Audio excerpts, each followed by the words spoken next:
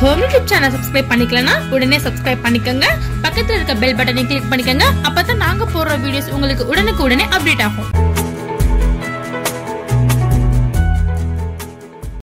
கண் கருவளையம் மறைய ஒரு ஈஸியான டிப்ஸ் ஒன்று சொல்கிறேன். இதை நீங்கள் செஞ்சு வந்தீங்கன்னா கண்ணில் ஏற்பட்டிருக்க கருவளையம் மறைஞ்சிரும். கண் கருவளையம் எதனால் வருது அப்படின்னா, தூக்கம் இல்லாமல் ரொம்ப கவலைப்பட்டா, வேலைப்பளு அதிகமாக இருந்தால், அதிக நேரம் தூங்காமல் முழிச்சிருந்தாலோ அவங்களுக்கு கண் கருவளையம் வரும். அதோட சத்து குறைவுனாலும் ஏற்படும்.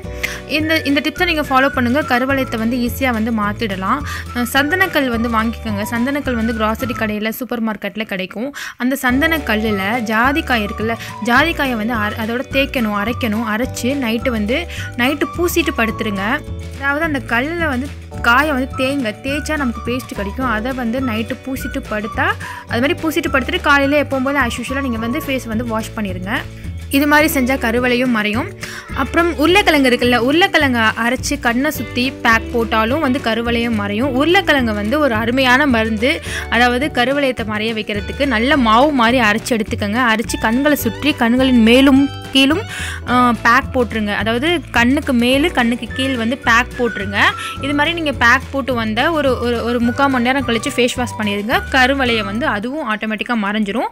அப்புறம் வெண்ணெய் இருக்குது பார்த்தீங்களா, வெண்ணெயுடன் கொத்தமல்லி சாற்றை கலந்து, வெண்ணெயும் கொத்தமல்லி சாத்தையும் நல்லா சேர்ந்து நல்லா பேஸ்ட் மாதிரி செஞ்சு கண்ணில் பேக் போடணும்.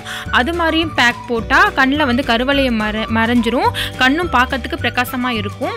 அதாவது கொத்தமல்லி அரைச்சி சாறு எடுத்துக்கோங்க. அதோட வெண்ணெயை மிக்ஸ் பண்ணிடுங்க. மிக்ஸ் பண்ணி கண்ணுக்கு மேலும் கீழும் நம்ம பேக் போடணும். இது எதுவுமே கண்ணுக்குள்ளே போகாமல் பார்த்துக்கணும். அது ரொம்ப மஸ்ட்டு, ரொம்ப இம்பார்ட்டன்ட். பேக் போடும்போது எந்த டிஸ்டர்பன்ஸும் இல்லாமல் தனியாக பேக் போட்டு ஒரு 20 மினிட்ஸ் to 30 மினிட்ஸ் வச்சுருந்து ஃபேஸ் வாஷ் பண்ணிடுங்க. இது மாதிரி நீங்கள் செஞ்சு வர கண்டிப்பாக கண்ணில் உள்ள கருவளையம் எல்லாம் நீங்கள் உங்களுக்கு கண்ணு பார்க்கறதுக்கு அழகாகவும் பிரகாசமாகவும் இருக்கும். ஓகேங்களா? இந்த வீடியோ பிடிச்சிருந்துச்சுன்னா எங்கள் ஹோம் யூடியூப் சேனலுக்கு சப்ஸ்கிரைப் பண்ணுங்கள். தேங்க்யூ.